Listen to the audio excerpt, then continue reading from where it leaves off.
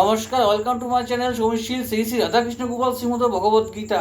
আজ 11 জুন 2025। আমি বৃহৎ আদি মৎস্য পুরাণ 3য় অধ্যায় ব্রহ্ম মুখোৎপত্তি বৃত্তান্ত এর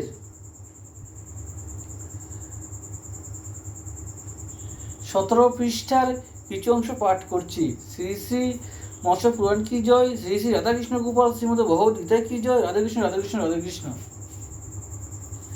শব্দ স্পর্শ রূপ রস গুণাত্মক জল তেজ হইতে সৃষ্ট জানিবে কেবল।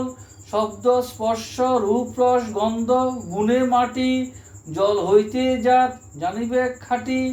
এরূপ এই নরদেহ অভ্যন্তরে ষড়বিংশ তত্ত্ব রহে জানিবে অন্তরে। ব্রহ্মা প্রজাপতি লোক সৃষ্টির কারণ সাবিত্রীকে হৃদি মাঝে করিয়া ধারণ। অর্ধনারী আর অর্ধপুরুষ রূপেতে দ্বিবিভক্ত হইলেন জব প্রভাবেতে। সেই নারী শতরূপা হন যে সাবিত্রী, আর তিনি সরস্বতী ব্রহ্মাণী গায়ত্রী। মনোরমা সে কন্যাকে করিয়া দর্শন কামে প্রপীড়িত ব্রহ্মা হইলেন তখন।